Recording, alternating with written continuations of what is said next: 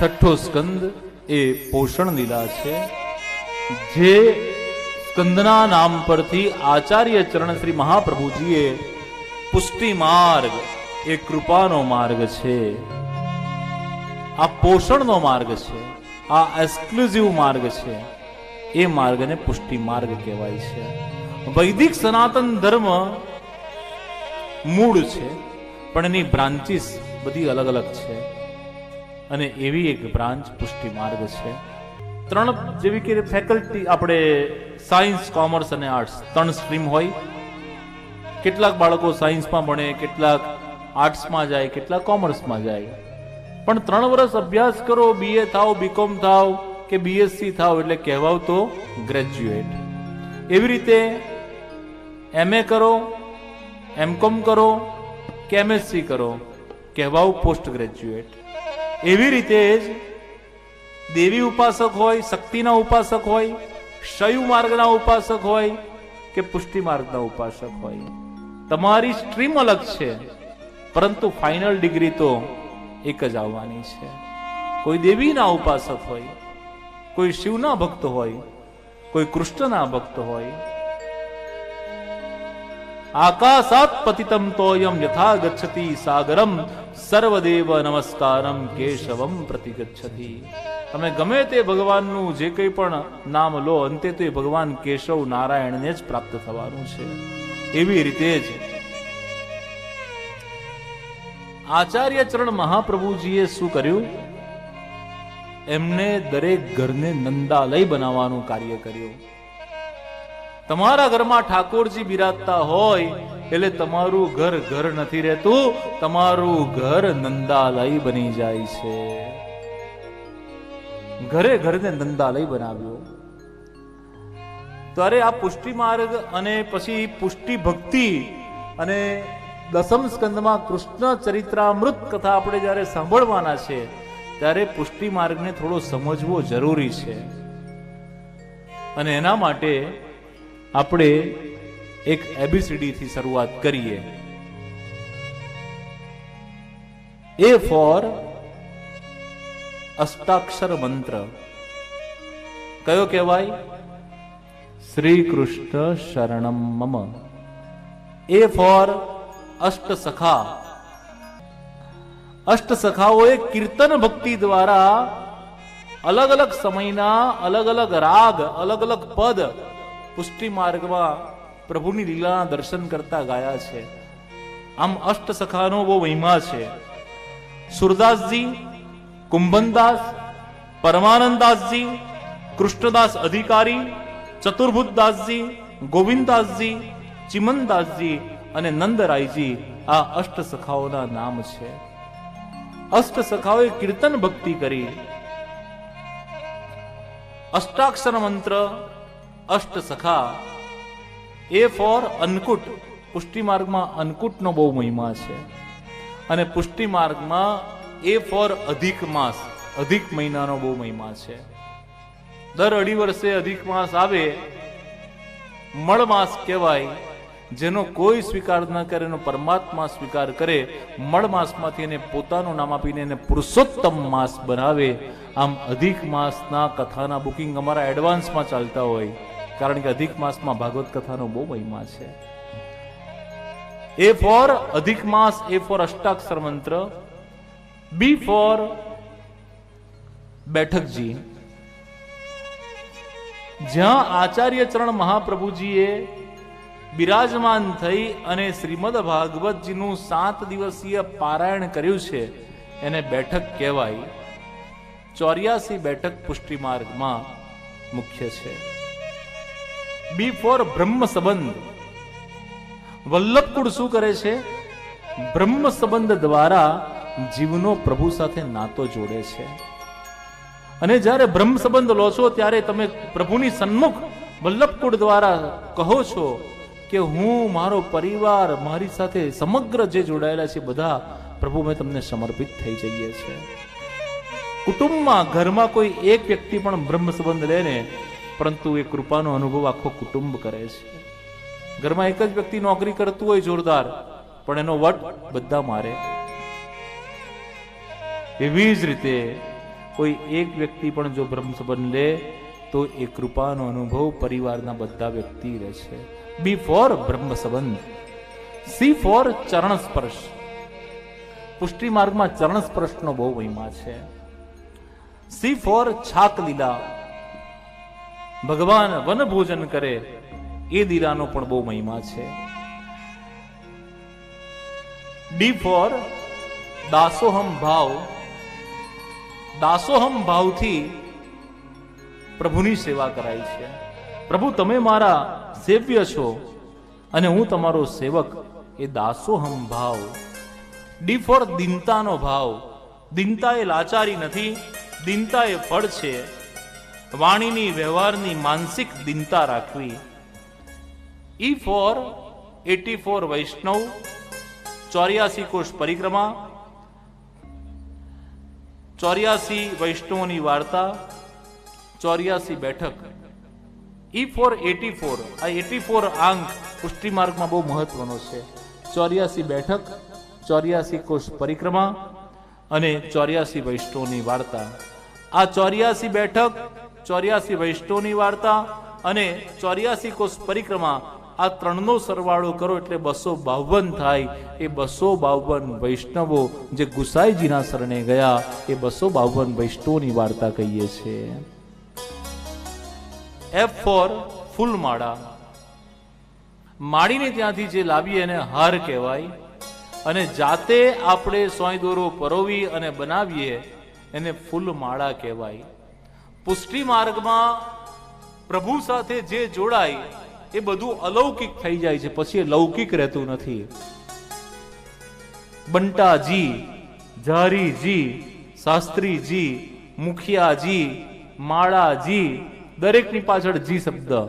પ્રભુ સાથે જોડાયા ને એટલે તમારું માન વધી ગયું, રિસ્પેક્ટ તમારો વધી ગયો.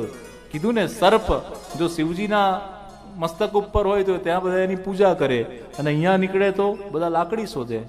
પરંતુ તમે કેવા વ્યક્તિની સાથે છો એ પ્રમાણે તમારું માન વધતું હોય છે.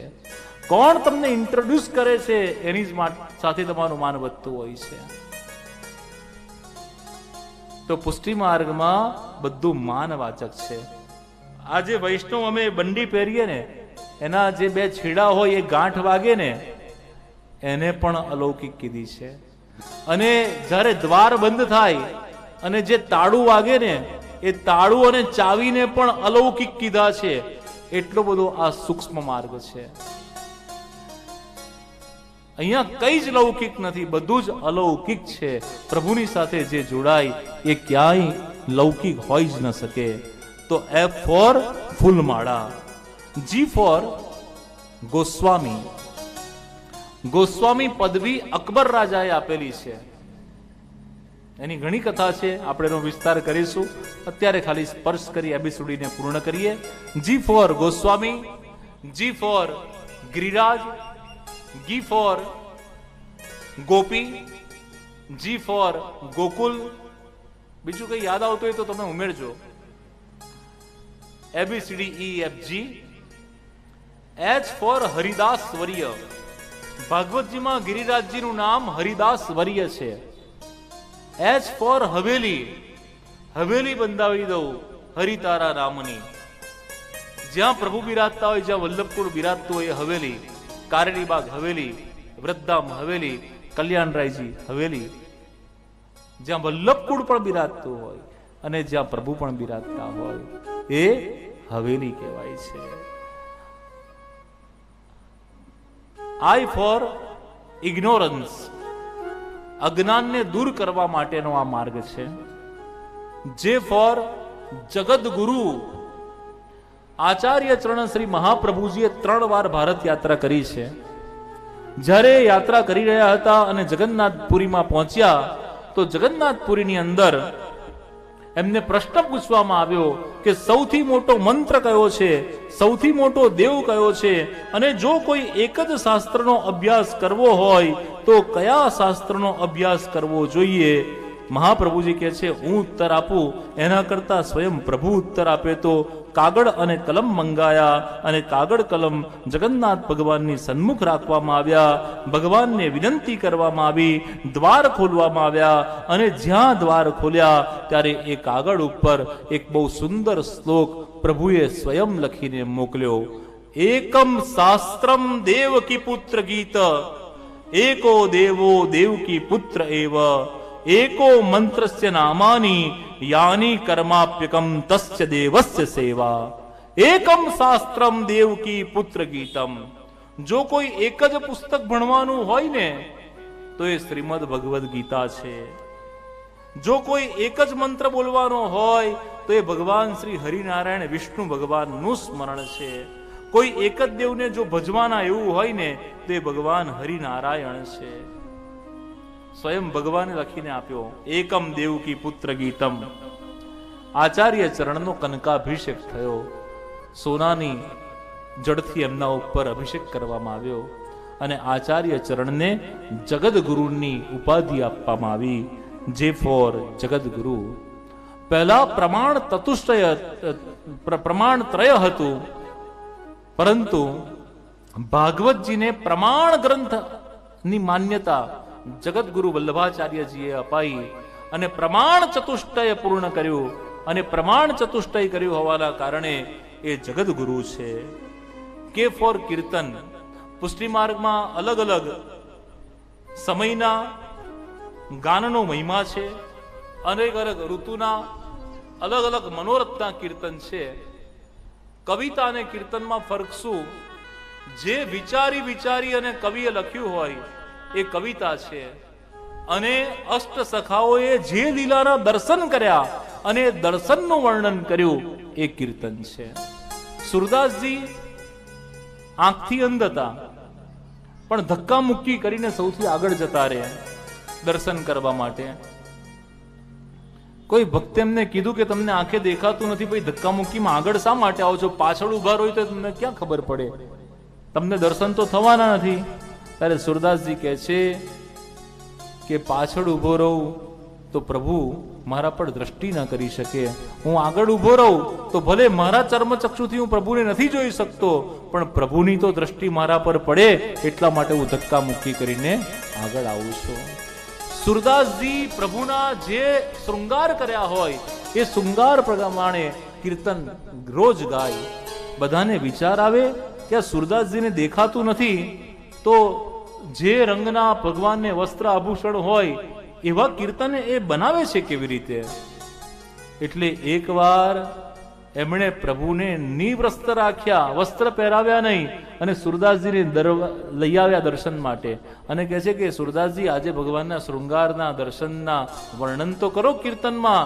અને સુરદાસજી પદ લખે છે, દેખ આજ હરિ નંગમ નંગા, દેખ આજ હરિ નંગમ નંગા. જેના પર ભગવાનની કૃપા થઈ હોય એ ચર્મ ચક્ષુથી નહીં, અંતર ચક્ષુથી પ્રભુના એ દર્શનને નિહાળી શકે છે.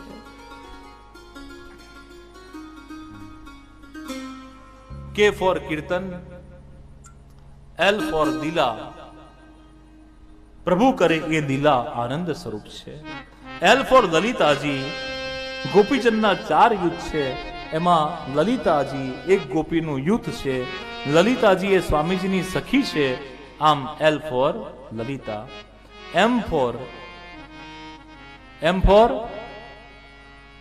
મનોરથી.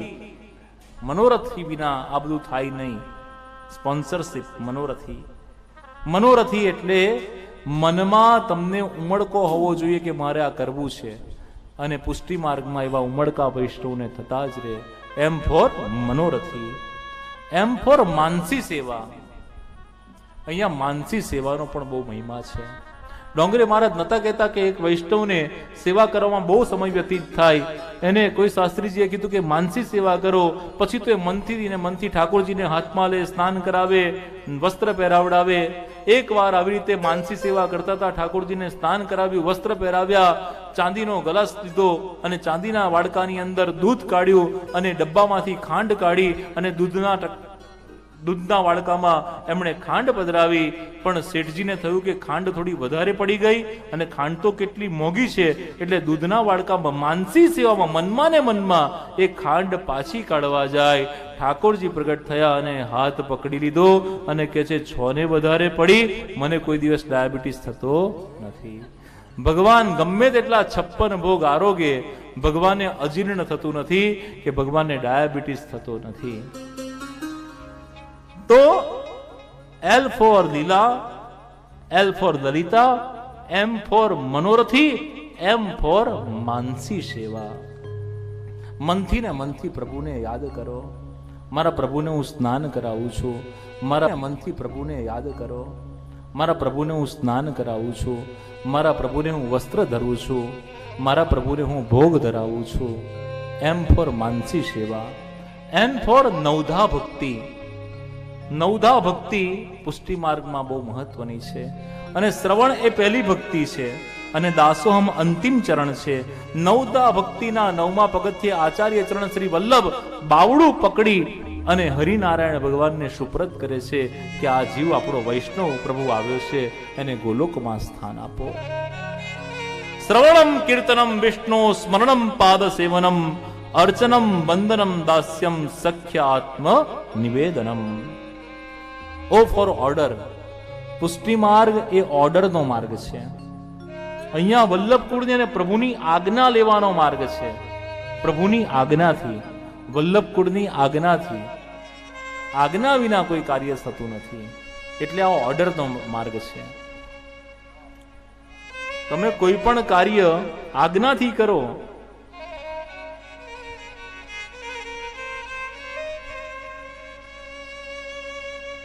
શેર બજાર ઘણા બધા ગુજરાતી લોકો કરે. હવે જે એજન્ટ હોય એ તમને ફોન કરે કે વેચવા છે કે લેવા છે, અને આપણે કહીએ કે આ લઈ લો, પછી એ લઈ લઈએ કે વેચી દઈએ, પણ એ નફો કે નુકસાન થાય તો એમાં એ તમારો ઓર્ડર ફોલો કર્યો છે અને તમારા ઓર્ડરને બિલીવ કર્યો છે, એટલે નફા નુકસાનના નિમિત્ત તમે છો, એના જવાબદાર તમે છો. તો પુષ્ટિ માર્ગ એ ઓર્ડરનો માર્ગ છે.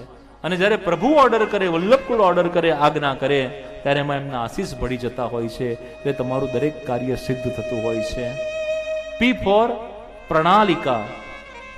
જે પ્રણાલિકા આચાર્ય ચરણ શ્રી વલ્લભે પ્રગટ કરી એ પ્રણાલિકાથી જ આપણે કરીએ છીએ. એ વાગા, એ માળાજી, એ ભગવાનને ગુંજા માળા, એ બંટાજી, આ પ્રણાલિકાનો માર્ગ છે. આમાં કઈ નવું એડ નથી કરવાનું. જે પ્રણાલિકા છે, પ્રણાલિકાથી ચાલતો માર્ગ. P ફોર પુષ્ટિ માર્ગ. Q for quality. આ ક્વોન્ટિટીનો માર્ગ નથી, આ ક્વોલિટીનો માર્ગ છે. અહીંયા તમે કેટલા બેઠા છો એનું મહત્વ નથી, અહીંયા તમે કેવા બેઠા છો એનું મહત્વ છે. હાજરી ઓછી હોય તો ચાલે, હોજરી સારી હોવી જોઈએ. તો આ Q ફોર ક્વોલિટીનો માર્ગ છે. અને R ફોર રાસ. આ રાસનો માર્ગ છે. R ફોર આ રાગનો માર્ગ છે. S ફોર આ સ્વ અનુભવનો માર્ગ છે. મારા કહેવાથી નહીં, એનો અનુભવ કરો, સ્વ અનુભવ. અને આ સ્વરૂપનો માર્ગ છે. એક ભાઈ મૈસૂરથી બહુ સરસ સુખડની મોટી પ્રતિમા ભગવાનની લઈ આવ્યા અને લિવિંગ રૂમમાં મૂકી અને રોજ એના દર્શન કરીને જાય. એકવાર વલ્લભકુળને એમણે ઘરેથી બેને પૂછ્યું કે સાહેબ, રોજ આ બહાર મૂર્તિ મૂકી છે, એના દર્શન કરીને જાય છે, પણ અંદર બિરાજતા ઠાકોરજીને પ્રણામ નથી કરતા. તો પેલા ભાઈ આર્ગ્યુમેન્ટ કરે કે હું 1.5 લાખની મૂર્તિ લાવ્યો છું, તો એમાં પણ ભગવાન જ છે, હું એના દર્શન કરીને જવું તો ન ચાલે. પણ યાદ રાખો, નાનું સ્વરૂપ હોય પણ એ સેવ્ય સ્વરૂપ હોય, એ પ્રતિષ્ઠિત સ્વરૂપ હોય, તો એમાં પ્રભુનો પ્રાણ, જીવ અને ઇન્દ્રિયો બિરાજે છે. પેલું ખાલી દર્શન સ્વરૂપ છે અને આ જીવંત સ્વરૂપ છે. એવી જ રીતે કે જ્યારે કોઈ શિલ્પકાર મૂર્તિ બનાવે તો એનાથી એ મૂર્તિ થાય, પણ જ્યાં સુધી એની પ્રાણ પ્રતિષ્ઠા ન થાય એમાં એ દેવત્વ નથી આવતું. તમે જ્યારે સ્વરૂપના દર્શન કરો છો તો તમે સ્વ અનુભવ કરી શકો છો. એટલા માટે પુષ્ટિ માર્ગમાં સ્વરૂપ કહેવાય છે, એ સ્વરૂપના દર્શન કરવાના. સ્વરૂપ. ટી ફોર તુલસી પત્ર. તુલસીજીનો બહુ મહિમા છે. જે વૈષ્ણવના ઘરમાં તુલસીએ જળ સિંચાતું હોય, યમુનાજીની ઝારીજી ભરાતી હોય, ત્યાં યમુના દૂત ક્યારેય આવતા નથી. ટી ફોર તુલસી પત્ર પ્રભુને પણ પ્રિય છે. ગમે તેટલો મોટો 56 ભોગ ધરો, પણ આ 56 ભોગ ઉપર એક તુલસી પત્ર બહુ ભારે છે. જ્યાં સુધી તુલસી પત્ર ન મૂકો, પ્રભુ એનો સ્વીકાર ન કરે. તુલસી પત્ર ધરો એટલે પ્રભુ 56 ભોગ આરોગે. તો 56 ભોગ ઉપર એક તુલસી પત્ર ભારે છે. T for tilak. પુષ્ટિ માર્ગીય વૈષ્ણવી તિલક. યમુનાજીના બે કિનારાની ભાવના, પ્રભુના ચરણારવિંદની ભાવના. T for tilak. ST U. U for unconditional love. કોઈ પણ કન્ડિશન વિના ભગવાનને લવ, ભગવાનને પ્રેમ કરો. યુ ફોર ઉત્સવ. આ ઉત્સવનો માર્ગ છે. અહીંયા દર થોડા દિવસે ઉત્સવ ચાલ્યા જ કરે. પાટોત્સવ હોય, માર્કંડેય પૂજન હોય, આમ મનોરથ હોય, નાવ મનોરથ હોય, આમ રસિયા હોય, કઈ ને કઈ ઉત્સવ ચાલ્યા જ કરે. યુ ફોર ઉત્સવ. વી ફોર વિઠ્ઠલનાથજી. મહાપ્રભુજીના દ્વિતીય લાલન વિઠ્ઠલનાથજી, એમનો આ માર્ગ છે. ડબલ્યુ ફોર વિશ. અહીંયા કેવળ એક જ વિશ, એક જ ઈચ્છા છે, પ્રભુના સુખનો વિચાર. આપણને ગરમી લાગે તો પ્રભુને પણ ગરમી લાગે. એટલે ઘણા બધા વૈષ્ણવ એવા છે કે જેમના પ્રભુ જ્યાં બિરાજતા હોય ત્યાં એર કન્ડિશનર આખી રાત ચાલુ હોય, ગરમીમાં એર કન્ડિશનર ચાલુ હોય.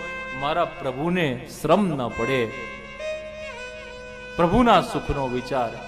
શિયાળામાં ગરમ પાણીની વ્યવસ્થા, શિયાળામાં ગરમ વસ્ત્રની વ્યવસ્થા, ઉનાળામાં ભગવાનના કોટનના વસ્ત્ર. જેવું દેહને એવું દેવને, યથા દેહે તથા દેવે. કેવળ ભગવાનના સુખનો વિચાર કરવો એ પુષ્ટિ માર્ગ છે. X for exclusive. આ પુષ્ટિજીવ વિશેષ કૃપાથી પ્રાપ્ત થતો માર્ગ છે. W for wish, X for exclusive, Y for Yamunaji. પુષ્ટિ માર્ગમાં આચાર્ય ચરણ મહાપ્રભુજીએ 16 ગ્રંથ લખ્યા, પણ એ 16 ગ્રંથનું મંગલાચરણ એમણે યમુનાજીથી કર્યું છે. યમુનાજી મુકુંદ રતિ વર્ધિની, જયતિ પદ્મબંધો સુતા. મુકુંદમાં રતિ વધારનારા, ભક્તિ વધારો કરવા વાળા જો કોઈ હોય તો એમાં યમુનાજી છે. અને યમનાષ્ટકનું ફળ શું છે? સ્વભાવો વિજયી ભવેત. બધાને પ્રોબ્લેમ થાય છે ક્યાં? સ્વભાવથી પ્રોબ્લેમ થાય છે. તો તમારે તમારા સ્વભાવમાં જો પરિવર્તન લાવવું હોય, જે આપણામાં નકારાત્મકતા છે એમાં સકારાત્મકતા લાવવી હોય, તો યમનાષ્ટકનો પાઠ કરો. સ્વભાવો વિજયી ભવેત. યમનાષ્ટકનો પાઠ કરવાથી તમે તમારા મન પર સંયમ કરી શકશો. તમારી બુદ્ધિ ભક્તિમાં લીન થશે. વાય ફોર યમુનાજી. યમુનાજી ભક્તિના અધિષ્ઠાત્રી છે.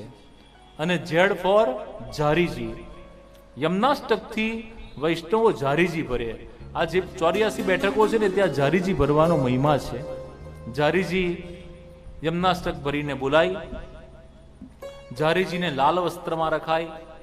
ઝારીજી અખંડ સૌભાગ્યવતીની ભાવના છે, એટલે લાલ વસ્ત્રની અંદર જળ સ્વરૂપે એ બિરાજે છે.